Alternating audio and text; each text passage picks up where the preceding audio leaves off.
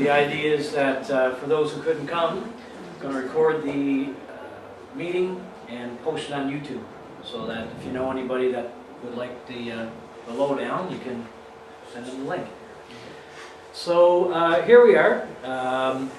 What we're going to do here, first of all, thanks for coming. A lot going on in Belfast tonight, so I'm glad to be on the bill. And how we're going to do this is, first of all, I'm going to do a short presentation of our committee that we've assembled and the plan that we've put together. Following that, we'll do a Q&A session. We'll take your payment if we haven't done so already. And at this point, if we turn off our cell phones and keep on vibrate, that would be very nice. And if you have questions as we go, it may be more efficient time-wise if we could save them to the end. Make sure you keep them, but unless there's something very, very pressing. But we'll keep it informal, but we'll move ahead. So, first of all, here's the committee that we've assembled. First of all, it's me. I've got the president, the big guy. And then Debbie Beck is our treasurer. Figure that only Cooper would know how to handle the vast amounts of money that's going to flow through here. We got Liz Stark as our secretary, and we also have Don Andrus and Yunmi Yang and Sandra White. And that's going to be our sort of nucleus, core committee. That's going to be meeting on a regular basis to strategize and sort of, well, get us this far. And as we go, we will be needing other people, other volunteers. We can use all kinds of help, not just financial, but your bodies and your feedback. That's why we brought this meeting together, in order to do that. I also wanted to mention that we have Bev Hughley's signed on to really help with the monitoring, which I'll talk about here in a bit. So, I'm going to start with a little background, okay? In the early 90s, funding was secured through EI for a biting fly program in Pinette, Flat River, and Point Prim, where employees were hired in the summer to monitor and treat the area for mosquitoes and black flies. I was part of that original funding. I was one of those guys that was on EI and got my wage topped up so I could go out and actually treat the bugs. So that's how I come to it, with that experience, even though it's quite a while ago. So the program existed in that form up to the early 2000s. Now at the time, households were asked to contribute. At the time it was like $50, I think, a household. And there was, eventually what happened, I spoke with Isabel McDonald, who ran the committee or was involved in it. I think a little complacency may have set in. The program was effective. I don't know if you guys remember that. In my opinion, it was very effective. To the point where, you know, it got so good that people realized or said, well, there's no mosquitoes, why am I paying? And of course that's a catch-22, because that allowed the population to grow. Any kind of program is going to be effective up to the point where it ends. And it's going to be effective for a while after that, because what happens is the population is reduced so they don't repopulate. But over time, and it's been over 10 years since the program was here, we see what the result is, and that's why we're all here. Now, I do have to make this point very clear. Attempts were made to have a program funded by Belfast Community Council through individual household taxes. Great debate ensued. It was a no-go, and for good reasons that we're not going to debate here, because it's not going to be an issue here. We're not asking anybody to, well, I'll get to that, there's a separate slide, but anyways. With the lack of a program in the area for over a decade, the mosquito population has exploded. So that's what we see. I'm pretty proud of that. It took me a while to. It doesn't take. So, again, more about the history here. In the winter of 2011-12, I believe it was, Don contacted the Atlantic Bug Busters for a quote to treat our area. That's an outfit out of Summerside that does this kind of thing as a company. And what he did was got what we did. We actually built on his list, actually, people who are interested in doing something about it. And the quotes that the Bug Busters gave, divided by the amount of households that were interested, turned into this kind of figure. You may remember that being posted in the newsletter and communications through Don. And it was a no-go. And it was based on the people that were willing to contribute. So I followed what Don was doing and communicated with him. And, you know, in my mind, I remember doing this work and knowing that it really can be handled by volunteers. So that's where I sort of contributed my idea, and we struck the committee to discuss. So based on Kevin, that's me.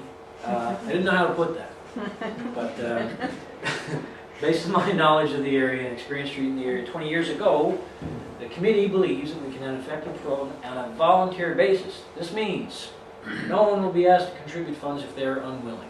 So there's no pressure here. We're not going to try to, you know, go to the council and say, let's get it from everybody. I didn't start this to pick any battles with anybody. It's going to be, if we have enough people, then we can do something. If we don't have enough people, the situation will not only remain the same, it will get worse for the reasons I mentioned. The population will continue to build. So, here's our current plan. We're asking each household who wants to treat $100. That's, if you look at that, $50 several years ago, 10, 15, 20 years ago. Well, you know, the cost of living's gone up, the cost of the product has certainly gone up quite a bit. So we believe that this is reasonable, and the feedback that we've gotten indicates that you think so too. The bulk of that money will primarily go to buying the product called Vectobac, and I'll talk about that a little bit more a little bit later. The other small costs are the permitting, the license. That's already amounted to $125, so it's negligible in the grand scheme of things. We really just need to get this stuff and get it out to the problem areas. So the work of monitoring for the larvae, I'm going to get into how that works, and treating will be done by volunteers. So I mentioned this at the start. If you can contribute financially, that's wonderful. Also, if you can contribute some of your time, that's great too. There's jobs for everybody. One is monitoring, which is basically going to the water and looking to see if there's larvae in it. And the other is actually getting out and going through the swamps and treating it. So whatever your abilities, your time, commitments are, just let us know. And if you don't have time, that's cool. We'll get it done. We're determined. And the more money we raise, the more effective, thorough, and sustained the effort will be. So we'll be able to cover more area, be more thorough in those areas, cover the cycles on an ongoing basis, and move right into next year because we have to keep them down. All right, so the payment, this is pretty simple, can be made cash or check tonight. To Debbie, to any committee member, if you see us around, at Cooper's Red and White, or through Interact e-Transfer. You will get a receipt, and we would like some information. We'd like your phone number, email address, and civic address to know where you are. And email is really important because we want to do some follow-up here. We'd like to know what you think at the end of the day, at the end of the season. Going into next year, we want to be able to you know, make this work and get you involved. So, and also I mentioned, let us know if you'd like to volunteer. We need the name. So our area, Pinette, Flat River, it's different than Cooper's or the rink here. It's like, there's a reason why we have a specific problem with mosquitoes that is different than most other places in the island. It is because of the saltwater marshes that are so large areas in community. I refer to them as ground zero. I keep bringing this up, like with every year the mosquito population that's unchecked, it will grow larger. Now the major problem areas include Gascoigne Cove, such a huge area, Flat River, and behind the fire hall. These are areas of several acres in area that are prime breeding grounds. Generally what happens is after a high tide, the low-lying areas where the mosquitoes like to lay their eggs get flooded.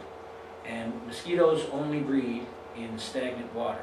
The problem mosquito that we have in this area is called the Aedes, and it's a saltwater marsh type mosquito. And again, the reason we can do this on a volunteer basis, in my opinion, is because in my experience, they would really come to life after those high tides. And when I did it, the larvae then was so plentiful, and I remember this very clearly. I'm going to get into the larvae, and I'll come back to that story here in a minute. So, I mean, we could talk about this at length. We could share war stories and commiserate about what the mosquitoes do to us around here. So the quality of life is affected. Health for humans, pets, or children. The West Nile virus, you know, is carried by mosquitoes. Property values and tourism. It's all part of it. And here's what I say. What's the point of living in a beautiful part of the world if you can't enjoy it somewhere? You know? Our gentle island is not as much fun when you're breathing in mosquitoes.